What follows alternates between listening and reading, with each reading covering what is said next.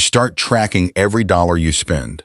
You save $1,000 a month for a year, and you slowly turn $12,000 into $18,000. Not with a hot stock tip, not with a side hustle that takes over your life, just with consistency, patience, and one simple habit that most people are too distracted to keep. This is what that actually looks like. Level 1, the breaking point. It starts the way it always starts, not with a crisis. With a Tuesday, you check your balance before buying coffee. The number is lower than it should be. Again, you get paid every 2 weeks.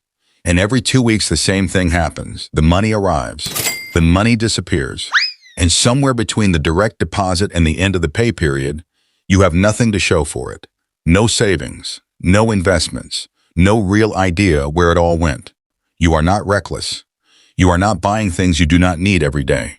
The money just moves, quietly, constantly, without your full attention. And that is the problem. Not your income, your attention. So on a Wednesday night, nothing special about it, you open a notes app on your phone, and you write down every single thing you spent money on that day. Coffee, transport, lunch, a small online purchase you forgot about. $43. In one day, not dramatic, but visible. For the first time, visible. And something about seeing it written down changes how it feels. The money that was invisible is now on a list. And a list can be studied. A list can be changed. Level 2, the tracking system. You decide to track every dollar for 30 days. Not to punish yourself, to understand. You use a simple notes app, no special software, no complicated spreadsheet. Every time money leaves your account, you write it down. The amount, the category, nothing else. By day 7, you already notice something. You are spending $42 a month on a streaming service you have not used in 3 months. You are spending $60 a month on a delivery service you signed up for during a free trial. You are spending $28 a month on a storage app subscription you completely forgot existed.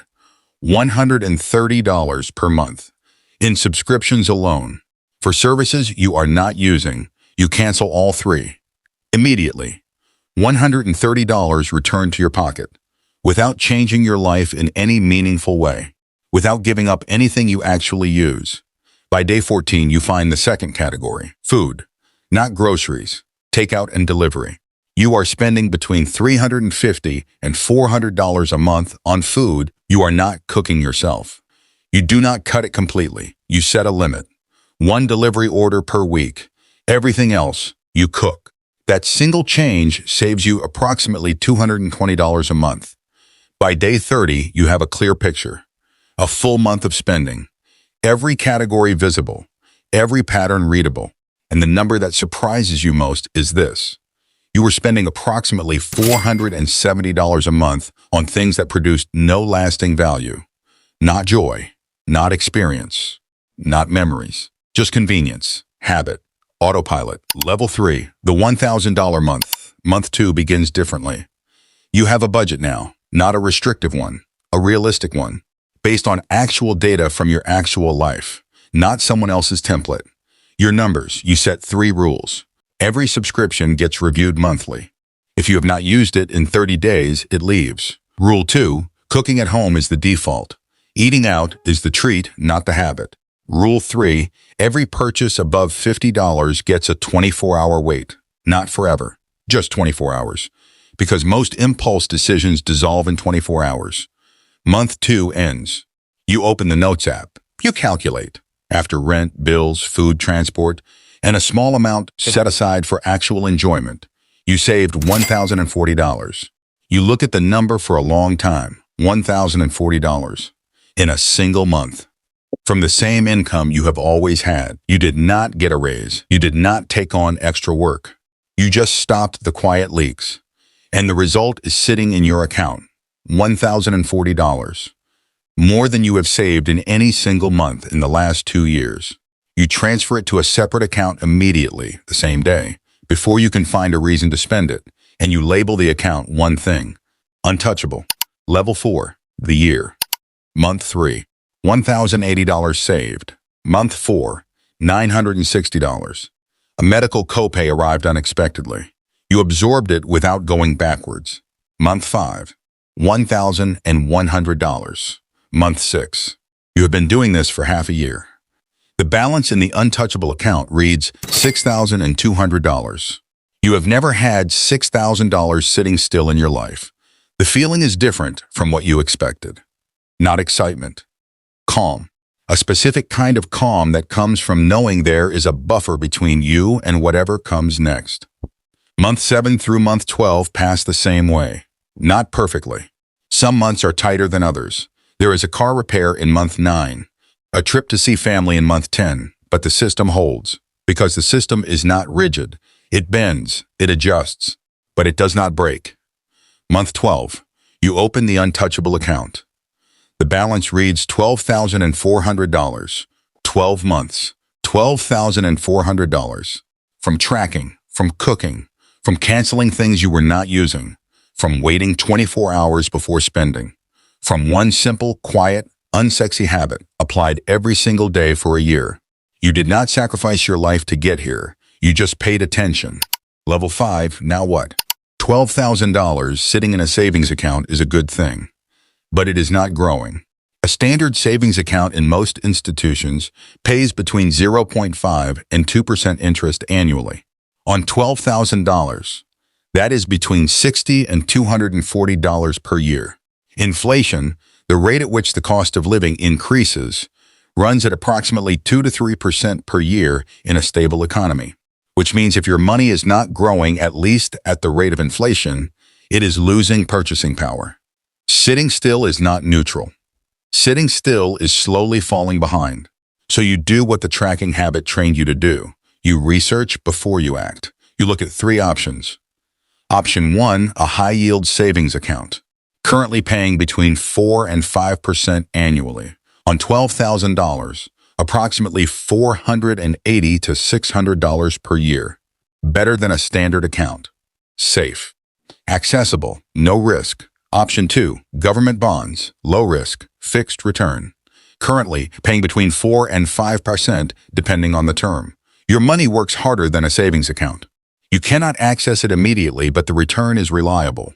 Option 3, a simple index fund or ETF, a basket of hundreds of companies in one purchase, historically returning between 7 and 10% annually over long periods. More volatility than a savings account, but significantly more growth over time. You are not trying to get rich overnight. You are trying to make $12,000 work harder than it would sitting still.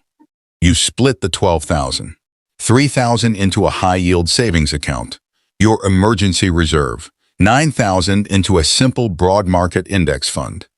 You set up an automatic monthly contribution of $500, and you do not touch it. Level 6, the growth. Year 2 begins. The index fund does not move dramatically in the first few months. Some months it goes up, some months it dips. You watch it with the same attention you applied to your spending, not anxiously, observantly. You add $500 every month. You do not sell when it dips. You do not celebrate when it rises. You just continue. By month 18, your total invested. Original $9,000 plus 18 monthly contributions of $500 is $17,100. The market return on the invested amount adds approximately $1,200.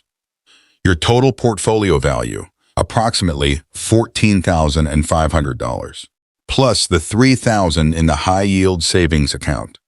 Total across both accounts, approximately $17,500, up from $12,400. A real measurable increase, not from a windfall, not from a fortunate event, from discipline applied over time. By month 30, 2.5 years from the day you open the Notes app, the numbers look like this. Total contributed to the index fund, $9,000 original plus 30 monthly contributions of $500, $24,000. Market return at approximately 7% annualized, approximately $2,800. High-yield savings account, $3,000 plus 12 months of additional contributions, approximately $4,200. Combined total, approximately $18,400 from the invested and saved portions. You started with nothing in a savings account. You tracked for a year. You saved $12,000. And in 2.5 years of consistent contribution and patience, the number crossed $18,000. Not because of luck, because of a system that compounded. Level 7. What the numbers actually mean. Let us be precise about what just happened. You did not make a $6,000 profit. You created a $6,000 gap between where you were and where a person who did nothing ended up. The person who did nothing still earns the same income, still has the same expenses, still has zero in savings, still wonders where the money goes. You are not rich, but you are in a completely different position. You have an emergency fund. You have an investment account growing. You have a habit that will continue to compound for every year you maintain it. And you have data, a full year of spending data that tells you exactly what your life costs, where the value is, and where the waste was. That data does not expire. It becomes the foundation of every financial decision you make from here. The second thing the numbers mean. Consistency beats intensity. You did not save $12,000 in one dramatic month. You saved an average of $1,030 per month for 12 months. Small, steady, unremarkable on any individual day, significant in total. This is the mechanism that most financial content skips over, because it is not exciting. It does not make a good headline. There is no dramatic moment where everything changes. Just a Wednesday where you wrote down $43, and a habit that grew from that, and a number 2.5 years later that is $6,000 larger than it would have been. That is the whole story. That is the whole lesson. Level 8, the rule about tracking. Here is what a year of tracking every dollar teaches you. Write it down. You cannot manage what you do not measure. This is true in business. It is equally true in personal finance. The money that disappears quietly from most people's accounts is not going to bad decisions. It is going to unmeasured ones. Small amounts, recurring charges, convenience purchases. None of them individually feel significant. Together, they represent the difference between someone who saves and someone who wonders why they cannot. The second rule, a budget built from your own data is always more effective than one built from a template. Because your life is not average. Your costs are specific. Your habits are specific. Your priorities are specific. A generic budget tells you what someone else thinks you should spend. Your own data tells you what you actually spend. And what you actually spend is the only number that matters. The third rule, automate the save before you spend. The moment income arrives, move the savings amount first, before rent, before groceries, before anything. Because money that is already in a separate account is money your brain stops counting as available. And money your brain stops counting as available does not get spent. The fourth rule, start with 12 months of consistency before you make investment decisions. Because investing before you understand your own spending patterns is building on unstable ground. The tracking year is not a delay. It is the foundation. And the foundation is what makes everything after it possible. You had 1 year, 1 notes app, 1 habit, and 2.5 years of patience.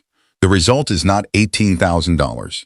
The result is a person who understands how money moves through their life.